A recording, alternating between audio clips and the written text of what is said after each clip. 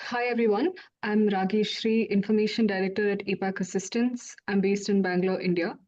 And today we'll be talking about the upcoming elections in Bangladesh. Bangladesh is entering a very important period now, ahead of its polls in February next year. Last year, student uprising toppled the Awami League government, which was led by former Prime Minister Sheikh Hasina.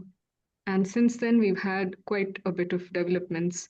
We've had an interim government that is led by Muhammad Yunus, and he has committed to holding the elections on schedule next year. However, this commitment is fragile, and there are three potential derailers that stand out. One is a major security shock, which could include anything between communal riots to mob violence. There's a possibility of judicial interventions as well in Bangladesh, or logistical failures within the election commission in holding these elections itself. So these are some of the issues that we need to watch out for as we lead up into the elections. Now, the ban of the Awami League from the poll, like I said, it was led by former Prime Minister Sheikh Hasina, who fled the country and she had to leave to India during the uprising. So the ban of her party, the Awami League, will be a core fault line, and the Awami League is expected to contest the legitimacy of this poll, which is being held without its participation. Now, should that occur, we anticipate a rapid shift from scattered protests to entrenched unrest in Dhaka and Chittagong and other major cities. Now, from a security posture and perspective, these risks will unfold in phases. The first is that campaigning towards the end of the year will trigger a surge in street clashes, arson attempts, and student led disruptions. Student bodies are typically closely aligned with political parties in Bangladesh, and election offices, courts, government buildings, and university campuses could be high visibility targets in these clashes. Another thing to remember is that the border districts, especially near India and Myanmar, will face increased pressure from refugee flows and smuggling, which will include Rohingyas. Polling day itself will be volatile. There will be threats of ballot snatching, intimidation, and local violence.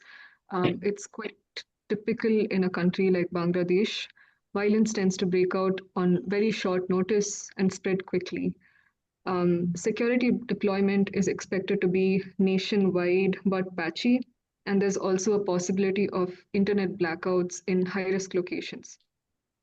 How does it look like post elections? Unrest is likely unless the Awami League is somehow accommodated, that which is not likely right now. So, if the results look rigged, there is a risk of military intervention to stabilize the situation. Operationally, the risks to business will include mobility disruptions around major corridors, localized violence in areas like Dhaka, Cox's Bazar, Gopalganj, and arbitrary regulatory shifts under this current interim government. As you can see in the picture here, there was violence as recent as July in Gopalganj. Violence has been on the rise in the country, with a lot of local bodies being involved, student bodies being involved, a lot of mob violence that's going on.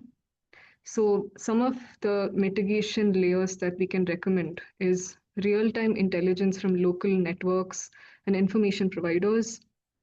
We also recommend contingency plans which cover alternate routes, temporary accommodation, and clear evacuation thresholds leading up into the elections when there's a high risk of violence, and as well as dynamic risk mapping for high traffic or remote operations.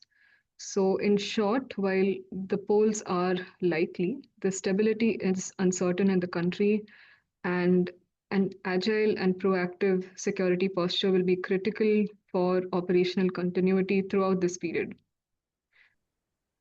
Thanks, everyone.